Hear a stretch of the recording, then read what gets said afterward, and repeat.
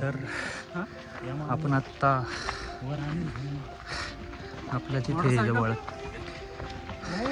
विखरा जत्रेला चाललेलो आहे. तिथे विखरा पाडवर आज धर्मनाथ बीजोत्सव आहे त्याच्यामुळे. तर आज आपण पायी चाललो आहे. गाडी काही नाही वर नेता येणार नाही.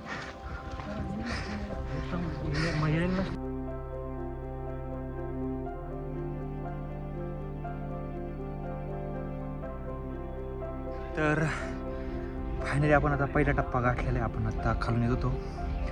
तर रेग्युलर येण्यापेक्षा आपण आज रस्त्याने येण्यापेक्षा थोडं शॉर्टकट मारून जे गाई चालण्याची जे त्यांची पायवाट राहते त्या पायवाटेनीवर शॉर्टकट मारून वर आलेलो डायरेक्ट. आता तिथून आपला 5 मिनटाचा रस्ता बाकी. तर आपण डायरेक्ट वरच्या मेन स्पॉटला पोहोचू. तिथून आपण पायी हळूहळू जाऊ शकतो. एकदम सपाटीचा रस्ता आहे तिथून पुढे. दरवेळेस पाणी गाडी काही घेऊन येता आली नाही कारण गर्दी खूप आहे आज यात्रेमुळे. अजून खूप गर्दी वाढणार आहे. थोड्या वेळात कदाचित रस्ता बंद पण होऊन जाईल खाली गाडी आणण्यासाठी. तर आत्ता योगेश आणि मीच आहे, दोघंच आहे. बाकी गँग आपल्या आता गावातच येते का नाही ते सांगता येणार नाही. थोड्या वेळात वर जाऊ आपण. आपला खालचा नजारा आहे. तिथून आपण आता एंट्रन्स केली आहे. पब्लिक येते. आपण इथून शॉर्टकट मारून मला इथून मधून बसतो.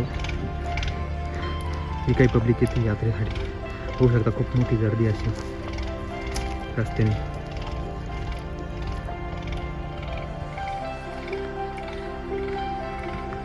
ही आपली सातपुडा डोंगर रान. आपण फायनली आपल्या मेन सपाटीच्या पॉईंटपर्यंत आलेलो आहे.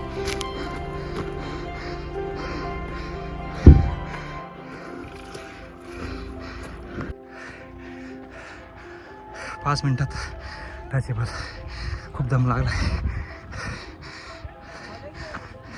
तर बॉडी डिहायड्रेट झाल्यामुळे आपण आता आईस्क्रीम घेतलेली. बर्फाचा गोळा आहे पण शरीरातली ताण भागून काढण्यासाठी एकदम गरजेचं आहे सध्याच्या परिस्थितीला. आपण 5-10 मिनिटात रूट चढून आलेलो आहे पुराच्या पुरा.